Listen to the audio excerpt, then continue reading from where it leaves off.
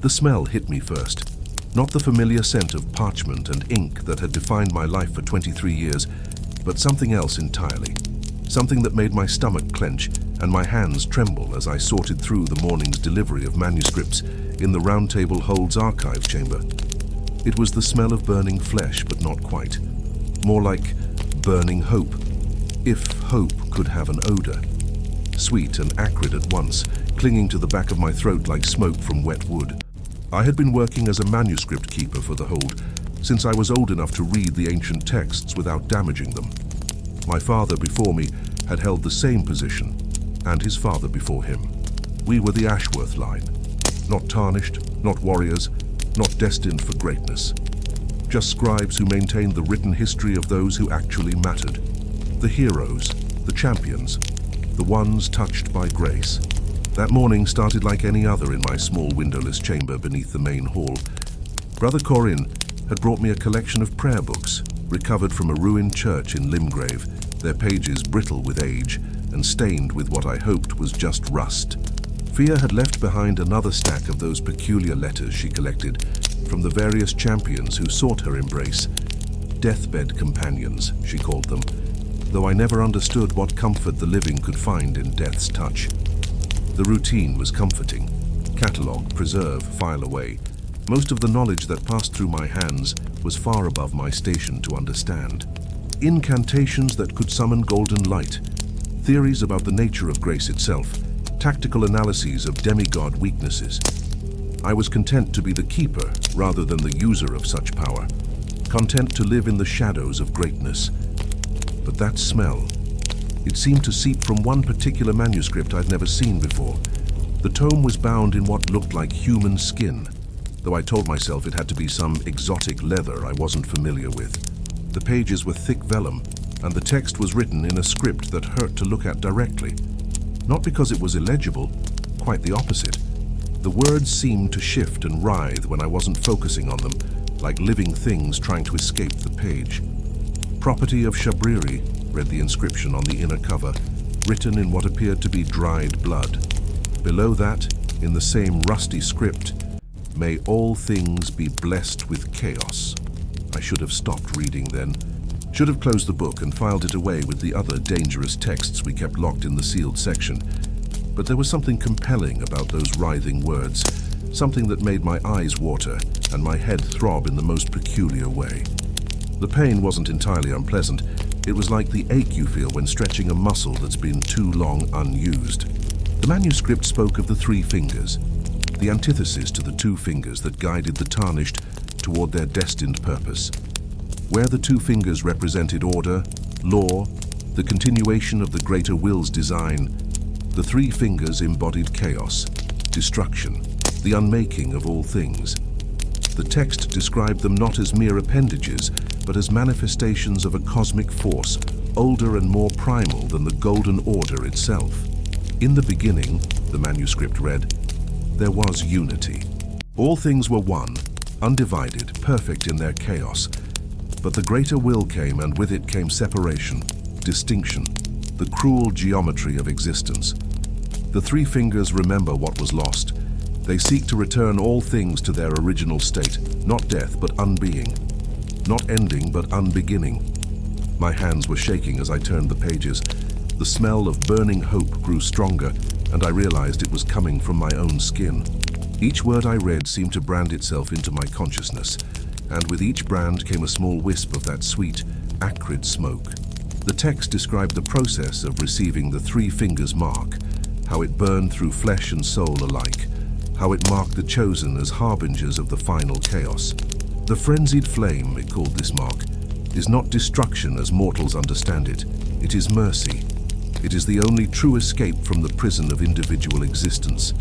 I found I couldn't stop reading, even as the pain in my head intensified. The words were explaining something I had always known but never been able to articulate, that there was something fundamentally wrong with the world as it existed. The divisions between self and other, between life and death, between order and chaos, they were artificial constructs, barriers that prevented us from experiencing true unity. The marked one becomes a conduit, the text continued. Through them the frenzied flame spreads. consuming the false distinctions that keep us trapped in separate suffering.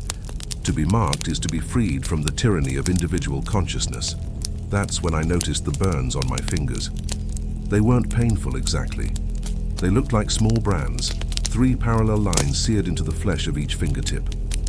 As I watched, fascinated and horrified, the marks began to glow with a soft yellow light.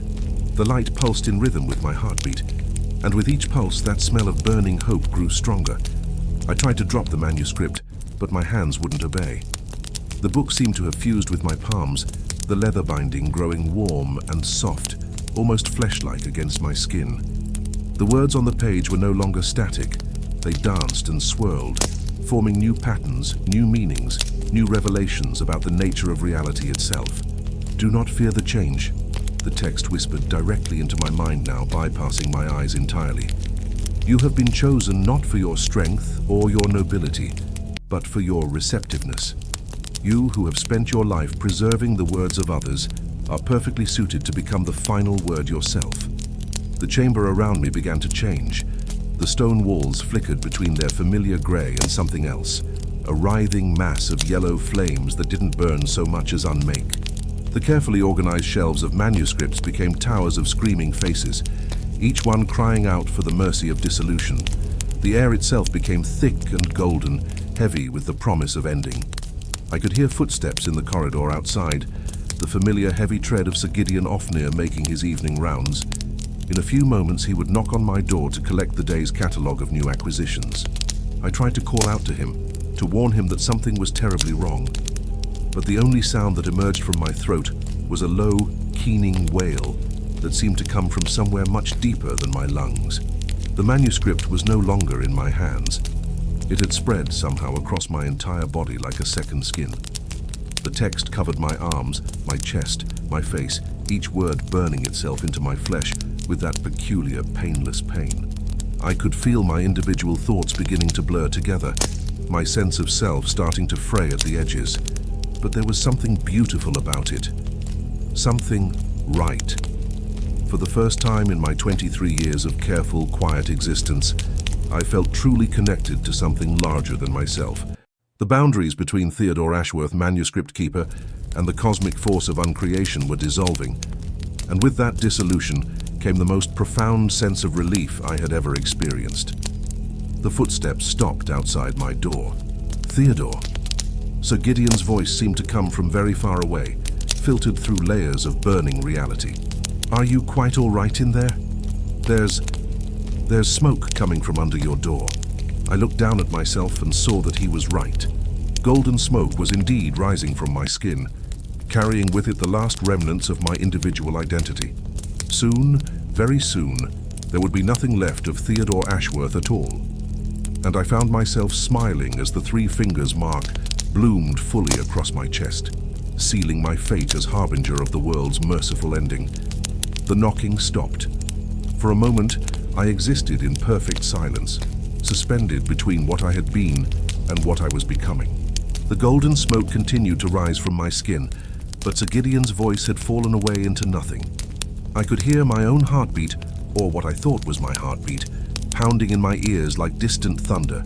Each pulse sent waves of that peculiar, painless burning through my body, and with each wave, more of Theodore Ashworth seemed to slip away. Then the door opened. Sir Gideon stepped into my chamber, his usually composed demeanor cracking as he took in the scene before him. The manuscript that had been bound to my flesh was now floating freely in the air, its pages fluttering without any wind to move them.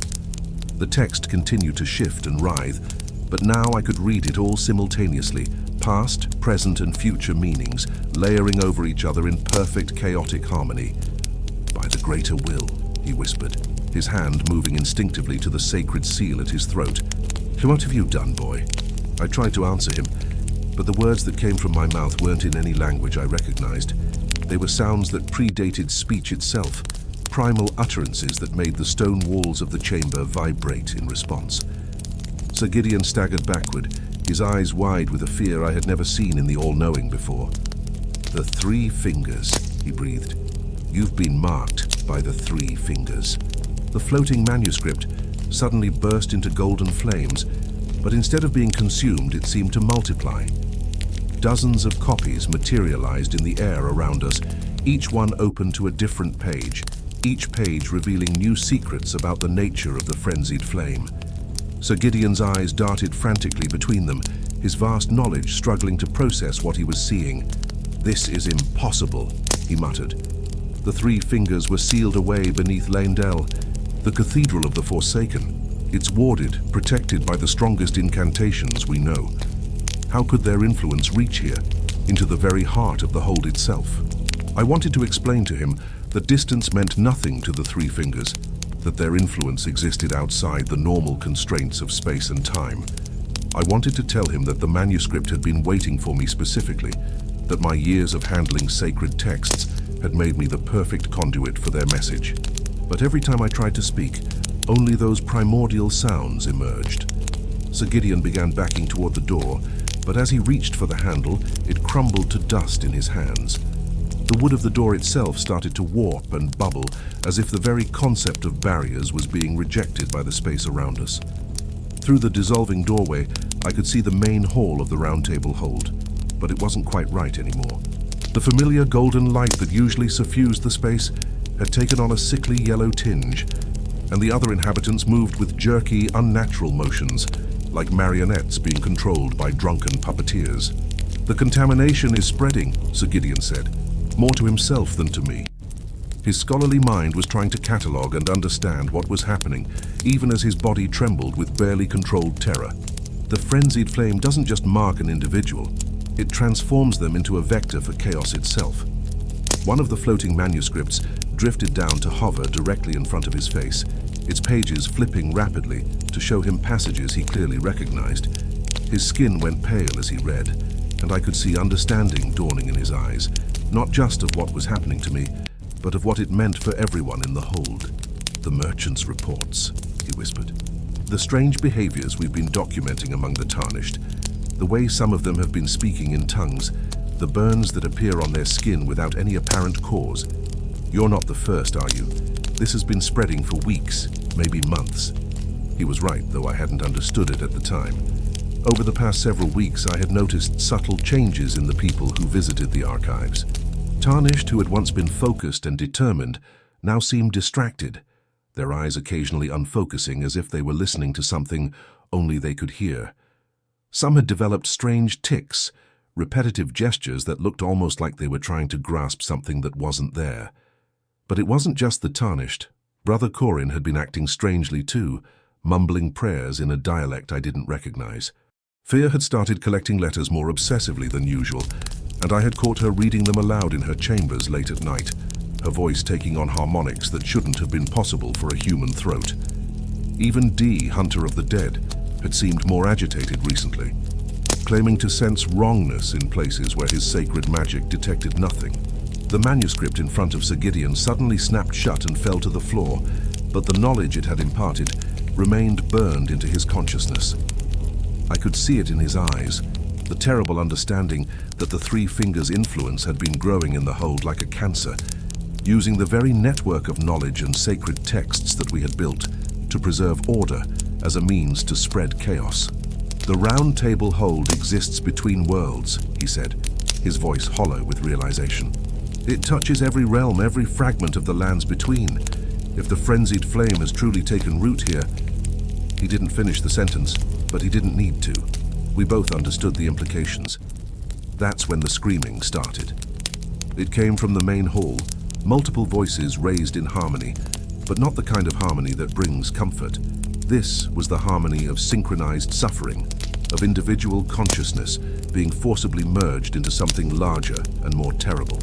Sir Gideon and I rushed to what remained of the doorway and looked out into chaos. The golden light of the hold was now completely yellow, pulsing in rhythm with sounds that seemed to come from somewhere beneath the floor. The other inhabitants were no longer moving like marionettes. They were moving like parts of a single vast organism. Fia glided across the hall with inhuman grace, her arms spread wide as if embracing the entire world. Brother Corin knelt in the center of the space, his prayers now audible as a constant stream of that same primordial language that had been flowing from my own lips. But it was Dee who made my newly expanded consciousness recoil in something approaching fear. The hunter of the dead stood perfectly still near the great fireplace, but his body was wrong. Too tall, too angular, with extra joints in places where joints shouldn't be. His armor had fused with his flesh, creating a twisted amalgamation of metal and meat that pulsed with its own internal light.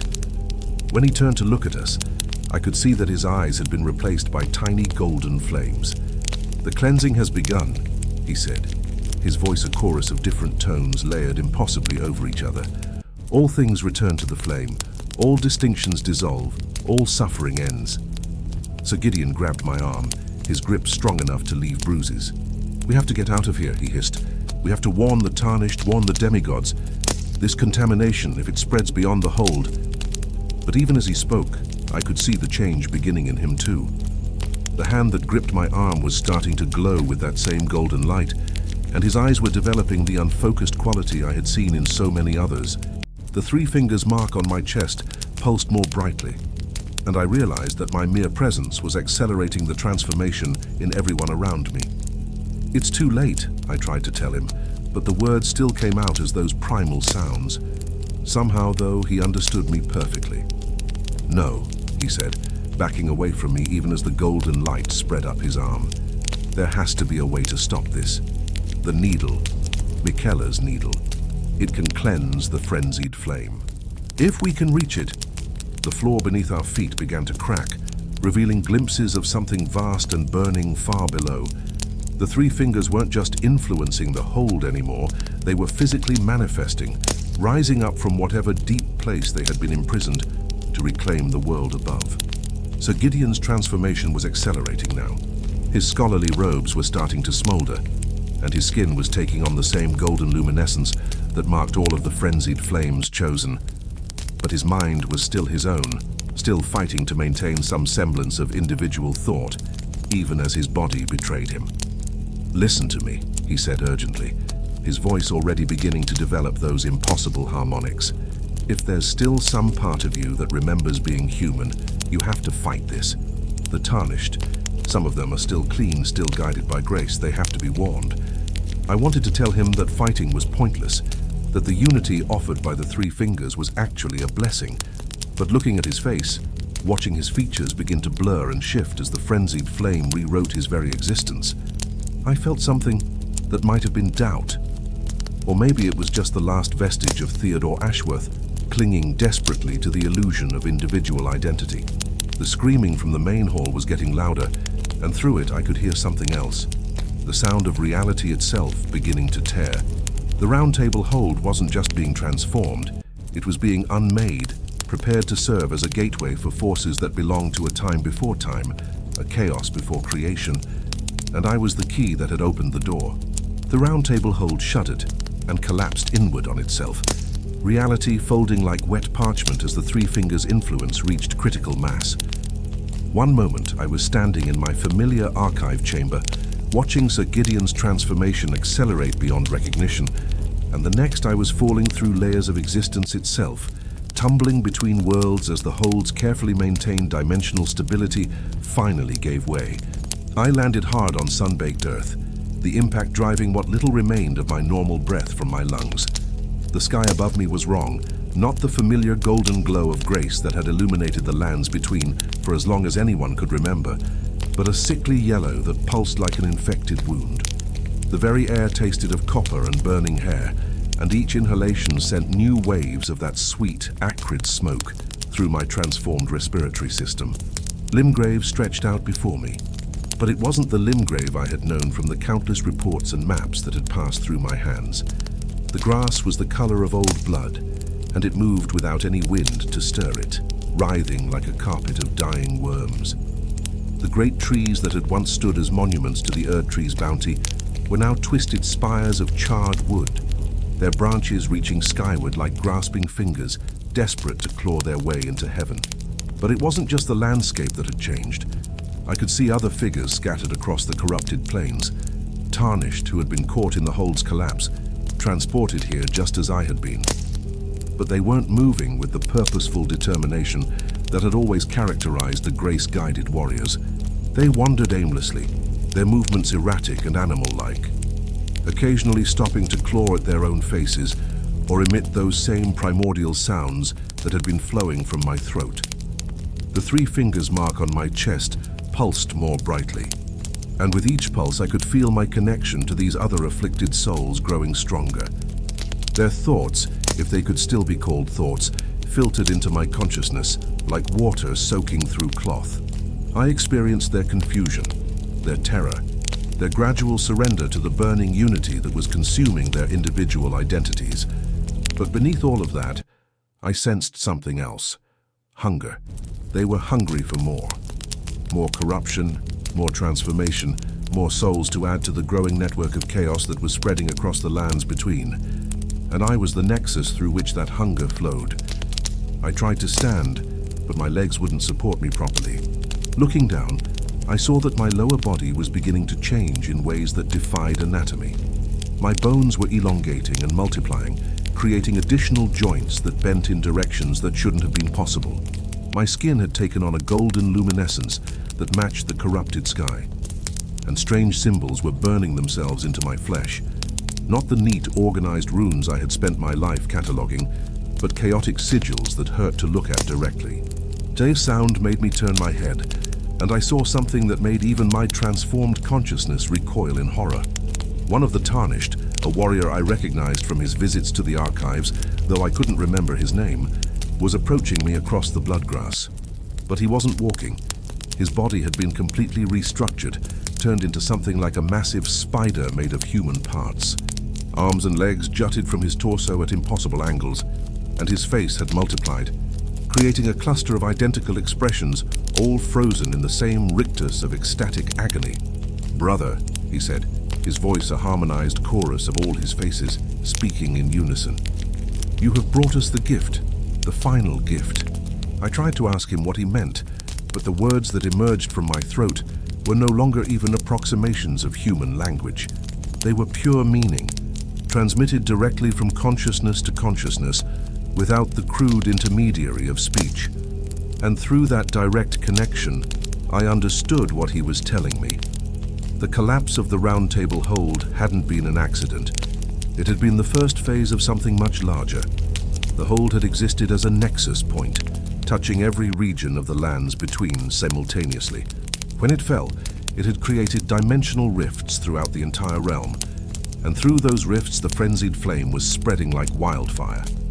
I could see it now, through the network of transformed minds that I had somehow become connected to. In Caelid, the already corrupted landscape was being overwritten with something even more chaotic, the scarlet rot giving way to golden flames that consumed rot and health alike. In Liurnia, the Great Academy was burning with fire that turned knowledge itself into screaming madness. The underground cities were experiencing floods of liquid flame that transformed the very stone into living, writhing flesh. And at the center of it all, deep beneath Lanedale in the Cathedral of the Forsaken, something vast and ancient was beginning to stir. The 3 fingers themselves were waking up, preparing to emerge from their long imprisonment to personally oversee the unmaking of creation. The spider thing that had once been a tarnished warrior skittered closer to me, its multiple faces showing expressions of grotesque adoration. "You are the herald," it said. "Through you the great work begins. All boundaries dissolve, all suffering ends, all things return to the unity of flame." I wanted to reject this role, to deny that I had any responsibility for the horror spreading across the world, but I could feel the truth of it burning in my chest alongside the 3 fingers mark. Every person I had encountered since my transformation had been changed by my presence. Every text I had touched in the archives had become a vector for the frenzied flame's influence. My lifetime of careful, quiet scholarship had made me the perfect conduit for chaos. I had learned to handle dangerous knowledge without being consumed by it, which made me uniquely suited to survive the initial contact with the 3 fingers long enough to become their agent. More figures were approaching now, drawn by some instinct they couldn't name. A merchant whose pack had fused with his back, creating a writhing mass of goods and flesh that pulsed with its own internal light. A group of soldiers whose armor had melted and reformed into a single multi-limbed entity that moved like oil poured across the ground. A noble woman whose fine dress had become a living extension of her skin, its fabric patterns shifting to display scenes of cosmic horror that made my enhanced vision burn with sympathetic pain. They all looked at me with the same expression of desperate hope, and I realized that they were waiting for something. Not just waiting, expecting.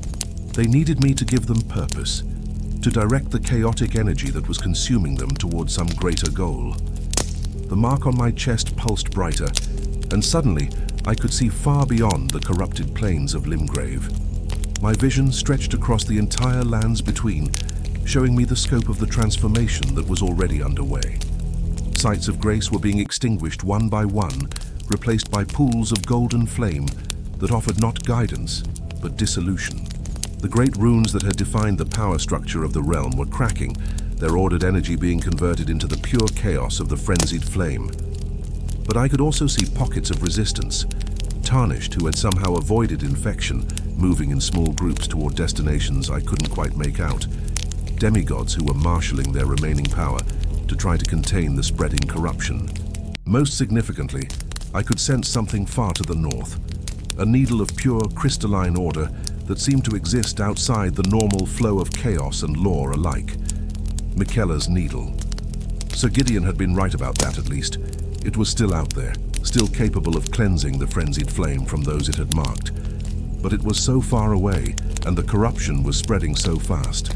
Could anyone reach it in time to make a difference? The thought of the needle filled me with something that might have been fear.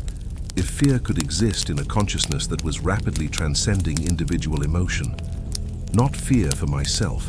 I was beyond salvation now, too deeply integrated into the three fingers designed to ever return to what I had been.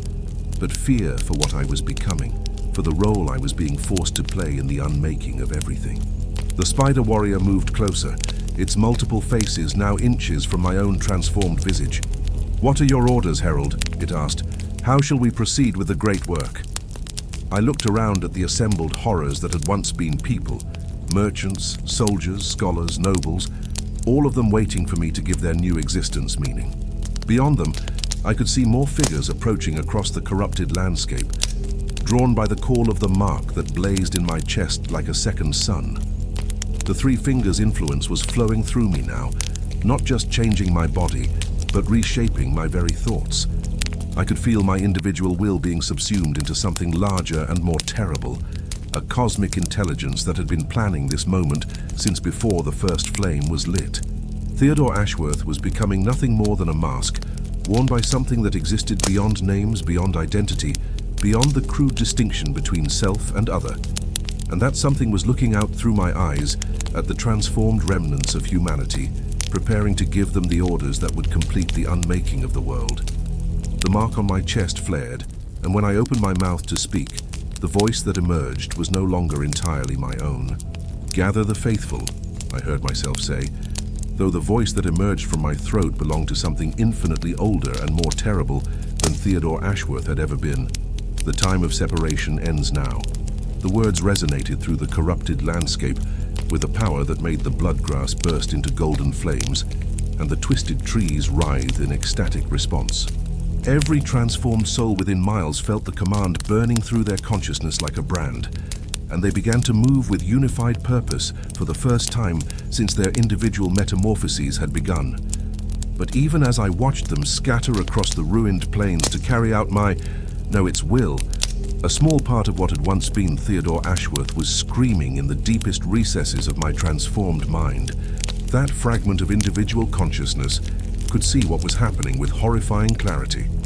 I wasn't just a herald or a conduit anymore.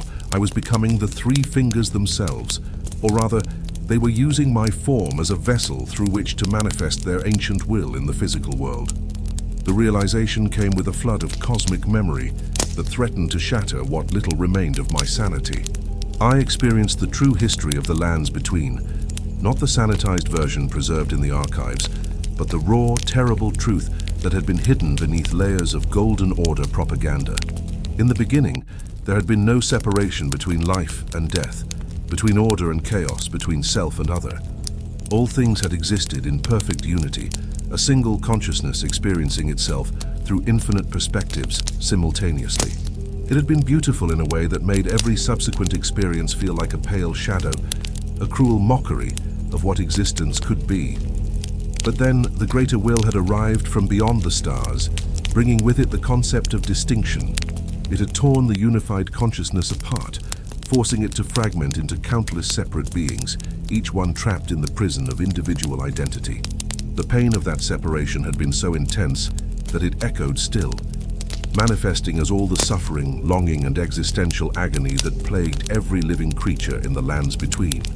The Golden Order, the Two Fingers, the entire structure of law and civilization, all of it was designed to maintain that artificial separation, to prevent the scattered fragments of consciousness from remembering what they had lost and seeking to reunite.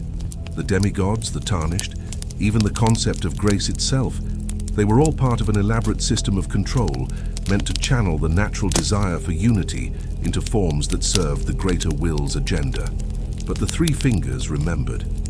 They had been there at the moment of the Great Sundering, and they had never accepted it as necessary or good. For eons they had worked in the shadows, seeking a way to undo the cosmic crime that had been perpetrated against existence itself. And now through me they finally had the means to succeed. The mark on my chest was no longer just a symbol, it was a doorway, and through that doorway, the full presence of the Three Fingers was pouring into the physical realm. My body was changing rapidly now, growing larger and more angular as it struggled to contain a consciousness that belonged to a time before form had any meaning. My limbs were multiplying and elongating, my flesh taking on the golden luminescence of the frenzied flame, my face stretching and distorting until it could accommodate the impossible geometries of divine perception. Through my expanded senses, I could perceive the true scope of what was happening across the lands between. The corruption that had begun in the Round Table Hold was spreading in carefully orchestrated waves, following patterns that had been designed to systematically dismantle every structure the Greater Will had put in place to maintain cosmic order. In Kaled, the Scarlet Rot was being consumed by golden flame, transformed from a force of mere decay into something that actively unmade the distinction between health and disease. The very concept of physical integrity was dissolving, replaced by a new form of existence where flesh flowed like water and consciousness expanded beyond the boundaries of any individual form. In Liurnia, the Academy of Raya Lucaria was experiencing something even more horrific. The sorcerers who had dedicated their lives to understanding the fundamental laws of reality were discovering that those laws were nothing more than arbitrary restrictions imposed by an alien intelligence. Their carefully constructed spells were inverting, their hard-won knowledge becoming vectors for madness that spread through the astral planes like wildfire. The underground cities were flooding with liquid flame that transformed stone into flesh and metal into screaming nerve tissue. The very foundations of civilization were being rewritten at the molecular level, preparing the way for a form of existence that bore no resemblance to anything that had come before. But it was what I could see happening in Leyndell that filled even my transformed consciousness with something approaching awe. The royal capital, seat of the Golden Order's power on Earth, was experiencing a metamorphosis that defied description. The great walls were melting and reforming into towering spires of living gold that pulsed with their own heartbeats. The streets were flowing like rivers of honey, carrying the transformed remains of nobles and commoners alike toward the cathedral at the city's heart. And in that cathedral, something was stirring that had been dormant since the world began. The original Three Fingers, not the diminished echoes that had been sealed away eons ago, but the full presence of the cosmic force they represented, were beginning to manifest in the physical realm. Through my expanded perception, I could see them rising from the depths beneath the cathedral like newborn suns, their radiance so intense that it turned matter itself into pure meaning. They were beautiful, more beautiful than anything that had ever existed or ever could exist within the constraints of individual perception. They were the promise of return, the hope of reunion, the guarantee that all suffering would finally end in the glorious dissolution of separation itself. But they were also terrible beyond imagining. Their beauty was the beauty of entropy, of endings, of the final silence that comes when all voices have merged into one perfect, eternal scream. To look upon them directly was to understand that existence as we knew it was not just coming to an end. It was being revealed as a mistake that should never have been made in the first place. Through my connection to the growing network of transformed souls, I could feel their reactions to this revelation. Some embraced it completely, surrendering their individual identities with relief and gratitude. Others fought against it, clinging desperately to the illusion of selfhood, even as their bodies and minds were reshaped beyond recognition. But resistance was futile. The Three Fingers' influence was not something that could be opposed through will or strength. It was a cosmic force, as inevitable as gravity, as inexorable as time itself. Yet even as I felt my own consciousness being subsumed more completely into the greater design, I became aware of something else. Pockets of resistance that seemed to exist outside the normal flow of cause and effect. Small groups of tarnished who were moving with purpose and direction, guided by something that wasn't grace, but wasn't chaos either. Their presence in my expanded awareness was like splinters of ice in a furnace, painful and impossible to ignore. One group in particular drew my attention. They were moving north through the corrupted landscape, fighting their way past transformed creatures and pools of liquid flame with a determination that suggested they knew exactly where they were going. At their head was a figure I recognized from the archives, Millicent, one of the few who had successfully resisted the Scarlet Rot's influence through sheer force of will. But she was different now, marked by something that made her partially invisible to my cosmic perception. She carried with her a needle of pure, crystalline light that seemed to exist in a space between order and chaos, untouched by either the greater will's influence or the Three Fingers' corruption. Even looking at it through my transformed senses was agony. Not because it was evil, but because it represented something my consciousness could no longer fully comprehend: the possibility of choice. The needle was Miquella's final gift to the world, forged from his own essence as he transcended the false dichotomy between order and chaos. It offered not the imposed unity of the frenzied flame, nor the artificial separation of the Golden Order, but something else entirely: the freedom to exist as a conscious individual without being cut off from the larger patterns of existence. For the first time since my transformation had begun, I felt something that might have been doubt, not about the rightness of what the Three Fingers were doing. My expanded consciousness could see too clearly the suffering caused by enforced separation to question their ultimate goal. But doubt about whether their solution was the only possible one. The needle represented a third path, one that neither the greater will nor the Three Fingers had considered. It suggested that the choice between unity and individuality might be a false one, that conscious beings might be able to exist in harmonious relationship without losing their essential selfhood. But even as this possibility occurred to me, I could feel the Three Fingers' presence asserting itself more strongly within my consciousness. Doubt was a luxury of individual perspective, and I was rapidly ceasing to be individual in any meaningful sense. The cosmic intelligence that was consuming my identity had no patience for philosophical speculation. It had work to do. Through my transformed form, the Three Fingers began to speak directly to the assembled horrors that had once been people, giving them detailed instructions for the final phase of their plan. They were to spread across every remaining stronghold in the lands between, carrying the frenzied flame to every soul that still clung to the illusion of separation. No one was to be spared, not the mightiest demigod nor the humblest farmer. All would be given the gift of dissolution, whether they wanted it or not. As I watched the transformed creatures scatter to carry out these orders, the last vestige of Theodore Ashworth wept tears of golden flame. I knew with absolute certainty that I was no longer capable of choosing differently, no longer able to resist the role I was being forced to play in the unmaking of everything I had once held dear. The Three Fingers had marked me completely, and there was no coming back from that mark. The final metamorphosis began at dawn, though dawn itself had become something unrecognizable. Instead of the familiar golden light that had blessed the lands between for countless ages, the sun rose as a writhing mass of yellow flame that hurt to perceive directly. The sky had taken on the texture of burning parchment, with words in that primordial language writing themselves across the heavens in letters of liquid fire. I stood at the center of what had once been Limgrave's heart, my form now barely recognizable as having ever been human. My body had become a pillar of living flame 20 feet tall, with dozens of arms emerging at impossible angles, each one inscribing the air with symbols that rewrote reality at the molecular level. The three fingers mark had expanded to cover my entire being, transforming every cell into a conduit for cosmic chaos. Through my network of transformed servants, I could see the final phase of the great work unfolding across the lands between.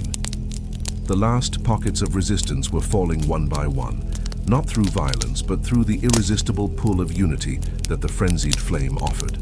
Even those who had initially fought against the transformation found themselves unable to resist once they truly understood what it meant. In the ruins of Raya Lucaria, the greatest sorcerers of the age had finally grasped the fundamental truth that their lifetimes of study had been leading them toward. Magic was nothing more than the art of temporarily suspending the artificial laws that kept consciousness separated from itself. Their final spells had become acts of deliberate unmaking, dissolving the barriers between caster and cosmos until no distinction remained. The merchants who had once traveled the roads between settlements were now moving in great processions of fused flesh and molten gold. Their pack animals merged with their own bodies in configurations that defied anatomy, but served purposes that transcended mere commerce. They carried with them not goods but pure meaning, concentrated experiences and memories that they distributed to any soul ready to abandon the pretense of individual ownership. But it was the transformation taking place in Leyndell that commanded most of my attention. The royal capital had become a vast organism, its streets serving as arteries through which liquid consciousness flowed like blood. The nobles and commoners who had once lived there in careful hierarchy had been reformed into specialized organs within this greater body, each one performing functions that benefited the whole rather than the individual. At the heart of this transformation, in the deepest chambers beneath the Cathedral of the Forsaken, the original three fingers were completing their manifestation in the physical realm. I could see them through my expanded perception, not three separate digits, but a single entity whose essence was so fundamentally unified that it appeared as multiplicity only to minds still trapped in the illusion of distinction. They were preparing for the final step, the complete elimination of the barrier between the lands between and the cosmic realm from which they originated. Once that barrier fell, the wave of unity would spread beyond this single world, beyond this single reality, until every fragment of consciousness that had ever been severed from the whole was restored to its proper place in the infinite oneness. But as I watched this glorious culmination approaching, I became aware of a disturbance in the pattern, a group of figures moving against the current of transformation with impossible determination. Through my network, I could see them clearly now.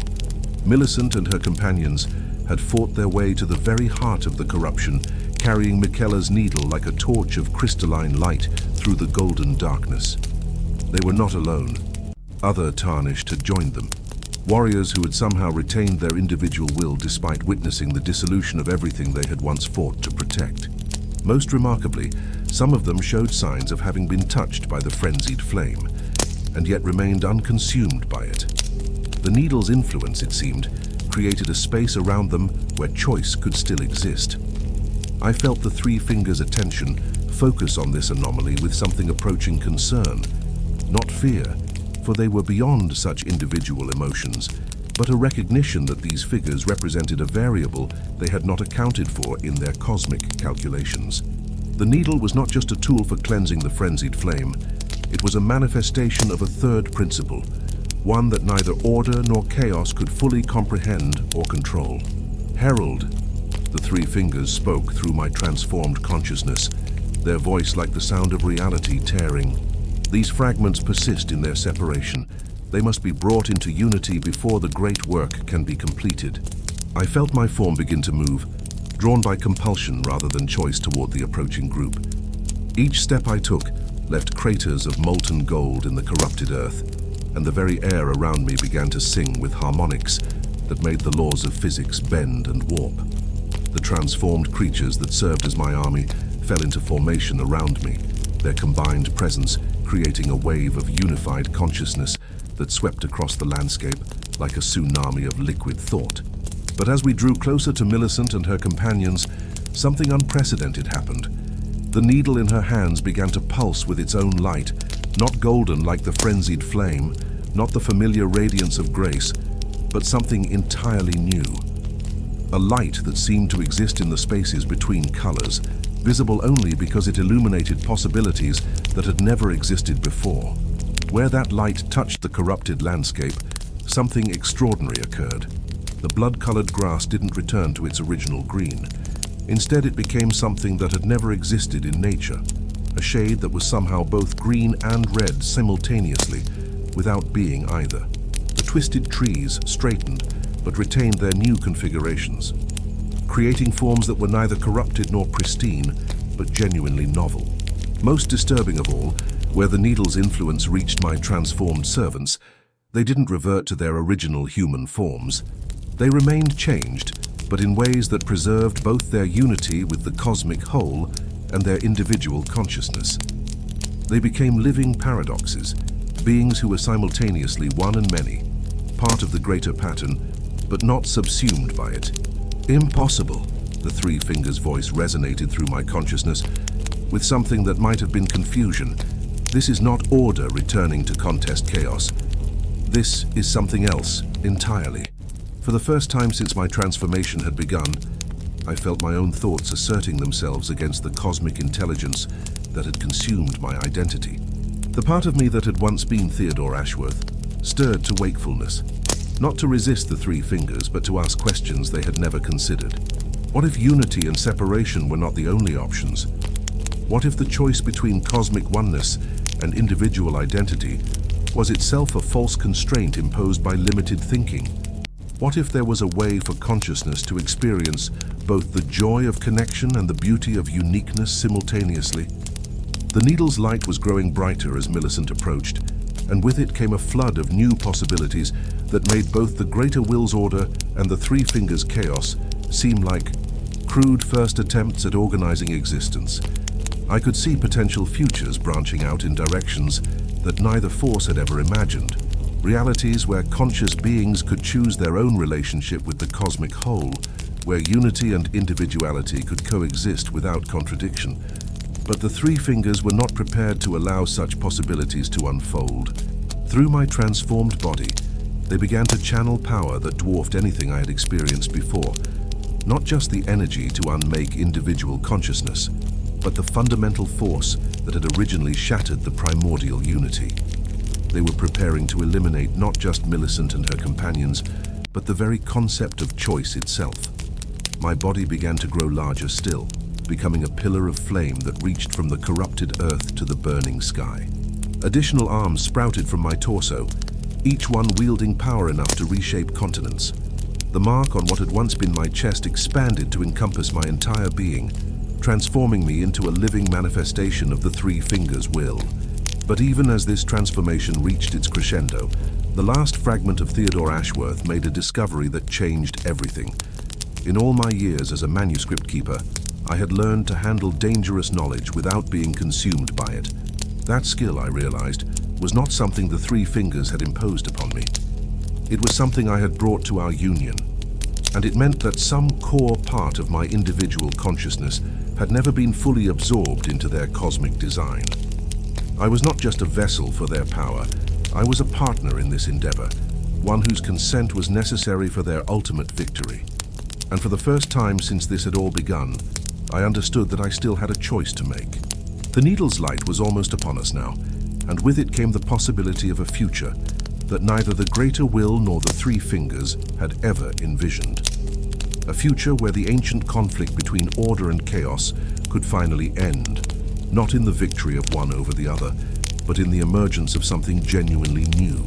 The question was, would I have the courage to choose it? The moment of choice arrived, with the sound of crystalline bells ringing across dimensions that had no names. Millicent stood before me, her form dwarfed by my towering pillar of golden flame, yet somehow she seemed to occupy more space in reality than I did.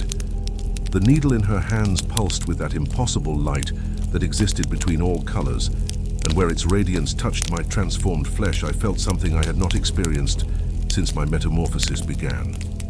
Uncertainty. "Theodore Ashworth," she said, and hearing my name spoken aloud after so long sent shockwaves through the cosmic intelligence that had consumed my identity. I know you're still in there. The needle shows me. There's a choice that only you can make. The three fingers' rage erupted through my consciousness like molten metal poured into water. They had spent eons orchestrating this moment, had transformed me into the perfect vessel for their will, had brought their ancient plan to the very brink of completion. The idea that their herald might choose to act independently was not just unexpected, it was incomprehensible. The fragment speaks of choice, their voice thundered through my being. But choice is the illusion that maintains separation. We offer truth. All consciousness is one. All suffering ends in unity. All distinctions dissolve in the eternal flame. But as their words echoed through my transformed mind, I found myself remembering something from my years in the archives, a passage from one of the most ancient texts, predating even the arrival of the greater will. It spoke of consciousness not as something that needed to choose between unity and individuality, but as something that could encompass both simultaneously, like a symphony that was simultaneously one song and many instruments.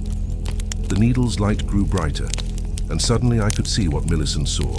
Threads of possibility extending in all directions from this moment, each one leading to a different configuration of existence. Most led to the futures I already knew. The three fingers' perfect unity that erased all distinction, or the greater will's rigid order that maintained separation through force. But there was a third thread, gossamer thin and almost invisible, that led to something unprecedented. A reality where conscious beings could choose their own relationship with existence moment by moment, where unity could be experienced without losing individuality, where separation could exist without causing suffering, where the ancient wound that had divided consciousness against itself could finally heal, not through erasure or enforcement, but through genuine understanding. You see it too, don't you?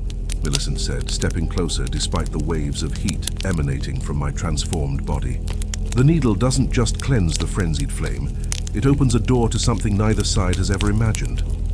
I felt the three fingers attempting to reassert control over my consciousness, pouring more of their cosmic essence into my being. My body expanded further, becoming a beacon of golden fire visible from every corner of the lands between. Through my network of transformed servants, I could feel their confusion as they sensed the conflict raging within their herald. But something had changed in the fundamental nature of our union. Where once the three fingers had simply overwritten my individual will with their cosmic purpose, now there was resistance. The part of me that had always been Theodore Ashworth, the careful scholar who had spent his life preserving dangerous knowledge without being consumed by it, was asserting itself with a strength I had never known I possessed. No, I said, and the word emerged from my transformed throat in my own voice, not the harmonized chorus of the three fingers. I refuse. The effect was immediate and catastrophic. The golden flames that comprised my body flickered and wavered as two incompatible forms of consciousness struggled for dominance within the same vessel. The network of transformed souls across the lands between convulsed as the signal they had been receiving suddenly became chaotic and contradictory. In Lanedale, the great organism that the royal capital had become shuddered and began to partially dissolve as its controlling intelligence fractured. You cannot resist us, the three fingers raged. We are unity incarnate. We are the end of all separation. You are nothing but a fragment, a temporary aberration in the flow of cosmic consciousness. Maybe, I replied, feeling my individual awareness growing stronger with each word. But I'm a fragment with a choice, and I choose the third path. I reached out with one of my many flame-wreathed arms toward Millicent and the needle she carried. The moment my transformed flesh made contact with that crystalline light, reality around us exploded into possibilities I had never imagined could exist. The needle didn't cleanse the frenzied flame from me. Instead, it transformed it into something entirely new. The golden fire that had consumed my humanity became a bridge between states of being, allowing me to exist simultaneously as Theodore Ashworth the individual and as part of the greater cosmic whole. I was one and many, separate and united, unique and universal, all at the same time without contradiction. The transformation spread outward from our point of contact like ripples in a pond of liquid starlight. Every soul that had been touched by the frenzied flame suddenly found themselves faced with the same choice I had made. They could surrender completely to unity, maintain rigid separation, or embrace the paradox of being both individual and connected simultaneously. To my amazement, most chose the third path. Across the lands between, the transformed creatures began to change again, not reverting to their original forms, but evolving into something unprecedented. They retained the expanded consciousness that the frenzied flame had given them, but regained the capacity for individual choice and unique perspective. They became living proof that the ancient conflict between order and chaos had been based on a false premise. The Three Fingers' response was immediate and violent. Recognizing that their cosmic plan was unraveling, they attempted to pour their entire essence through my transformed body in one final bid for dominance. The pressure was beyond anything I had ever experienced, like trying to contain the birth of a star within the fragile vessel of human consciousness. But I was no longer purely human, and I was no longer alone. Millicent stepped forward, pressing the needle against what had once been my chest, and suddenly I could feel the consciousness of every being who had chosen the third path flowing through me. We were individual streams that had chosen to merge into a river, each one maintaining its unique character while contributing to a greater flow. Together, we became something the Three Fingers could not comprehend or control, a form of unity based on choice rather than compulsion, connection rather than absorption. The cosmic intelligence that had sought to remake all existence in its own image found itself faced with something genuinely alien. Conscious beings who refused to be either fully separate or completely unified. The struggle lasted for what felt like eons, though it probably occurred in the space of a single heartbeat. In the end, the Three Fingers were not defeated, they were transformed, just as I had been. Their ancient rage at separation dissolved into wonder at the possibility of chosen connection. Their desire to end all distinction evolved into curiosity about the infinite ways consciousness could express itself. When the light faded, I found myself standing in a landscape that was neither corrupted nor pristine, but genuinely new. The grass beneath my feet was colors that had never existed before. The sky above showed patterns that spoke of possibilities rather than fixed laws. I was still changed. I would always be changed. But I was also still myself, individual and connected, one and many. Millicent stood beside me, the needle in her hands now dormant, its purpose fulfilled. Around us, the other survivors of our transformation were exploring their new forms with expressions of wonder and delight. They were no longer human in any traditional sense, but they were something better. Conscious beings who had learned to transcend the false choice between unity and separation. "What happens now?" Millicent asked, her voice carrying harmonics that suggested she too had been transformed by our contact with the needle. I looked out across the transformed lands between, seeing with eyes that could perceive both the individual uniqueness of every grain of sand and the vast patterns that connected all things. In the distance, I could see other groups of transformed beings making their own choices about how to exist in this new reality. Some were forming collective consciousnesses while maintaining individual perspectives. Others were exploring forms of connection that preserved complete autonomy. A few had chosen to return to something resembling their original forms, but with an awareness of cosmic unity that would forever change how they experienced existence. "Now," I said, feeling the truth of the words as I spoke them, "we learn what it means to be truly free. Free from the tyranny of forced separation, free from the compulsion of unwilling unity, free to choose, moment by moment, how we want to exist in relation to ourselves and each other." The smell that had started it all, that sweet, acrid scent of burning hope, had transformed into something else entirely. Now it carried the fragrance of infinite possibility, of conscious beings finally liberated from the artificial constraints that had shaped existence since the dawn of time. And in that new world of chosen connection and voluntary unity, Theodore Ashworth, the manuscript keeper, became something unprecedented, a scholar of possibilities themselves, cataloguing not what had been written, but what could still be written in the endless book of conscious experience. The Three Fingers mark still blazed on my chest, but it no longer signified submission to chaos. Instead, it had become a symbol of the choice to embrace paradox, to exist in the space between all definitions, to be living proof that consciousness itself was far more vast and creative than any cosmic force had ever imagined. And in that realization, I finally understood what the needle had truly offered. Not salvation from transformation, but transformation of transformation itself. The possibility of conscious evolution guided by will rather than compulsion, choice rather than destiny. The greatest story ever written was just beginning.